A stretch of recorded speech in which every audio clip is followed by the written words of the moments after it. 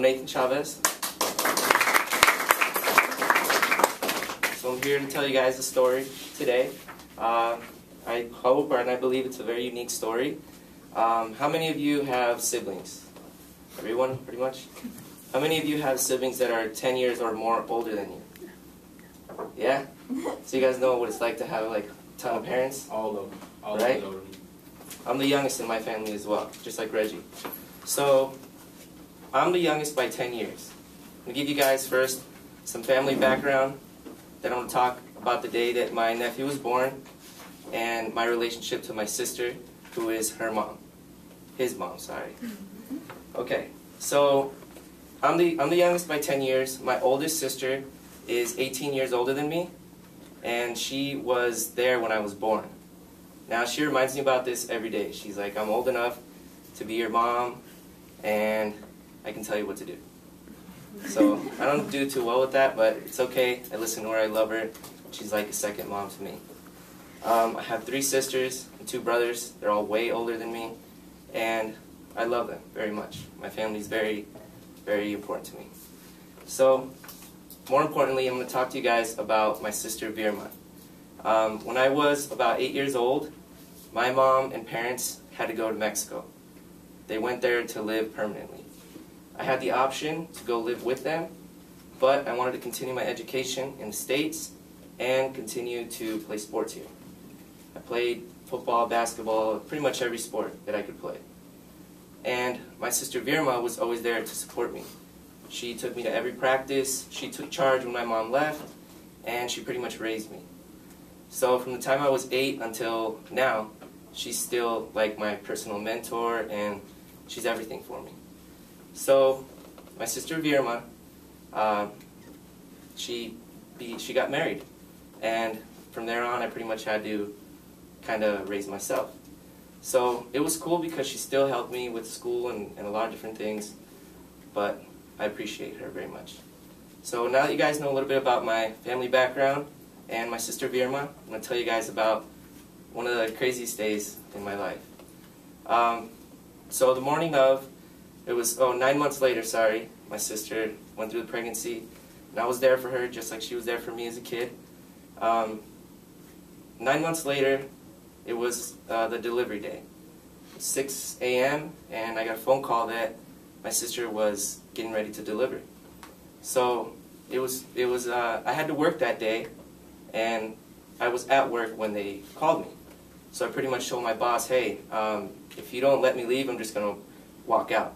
So luckily, my boss was cool with it. She let me go, and I ran. I ran to my car and drove straight there. It felt like the longest drive ever. So I got to the hospital, and I booked it to the lobby. It was really a suspenseful moment for me. So as soon as I got there, it was around 8:30, 9 o'clock, and I walk in, and everybody's right outside the door, and it's just like, okay, Jordan's coming now. So I walked inside, and there was nobody in there besides her husband, my mom, and just the close relatives. So they told me, okay, stand behind your sister, you know, you can't, the whole privacy thing. I didn't want to really, do much, but my sister wanted me to be in there because I was a very important part of her life. And I watched, from behind, of course, as my nephew was born, and it was a very impactful moment in my life. And I appreciate all the girls in this room, especially if you guys decide to have children one day, because my sister, it was very intense. But as soon as the doctor walked in, which we had to wait for the doctor because she was shopping. So the doctor is really cool. She delivered my sister's daughter before that. And so Jordan was born. And I was one of the first people to see him. And that was the first time only time I've ever seen anybody deliver a baby. So he comes out, and everybody's freaking out. We didn't know the sex before he was born, so doctor says it's a boy. And I'm super excited because I just wanted her to have a boy just naturally. So he comes out, and everybody's ecstatic. My sister Virma's crying, and it was really it was an impactful moment in my life. I was the second person to hold Jordan after she did, and to this day, Jordan is really a special person to me. He looks up to me a lot, and it's really nice to have somebody that loves you so much, and it's every time they see you, they just run up to you, and you're everything to them. So the day he was born was definitely really important to me. So now you guys know about the arrival and a little bit of my family background. I'm going to tell you guys a little bit more about why it was such an impactful moment for me. Jordan is my godson. My sister asked me to baptize him. As you guys maybe know, some of you, in Mexican tradition, Catholic religion, you're supposed to baptize your children. So my sister wanted me to baptize Jordan because I was like a son to her.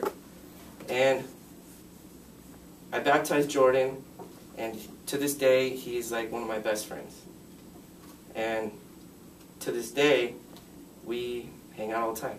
Just like one of my buddies, just like if I was hanging out with one of my best friends. He's really cool. So I'm glad, and I thank you all for listening to my story. I hope I didn't bore you with some sappy stuff, but so I let you guys know a little bit of my family history. I talked about my sister Birma. I told you guys about the importance of my nephew Jordan. Thank you very much.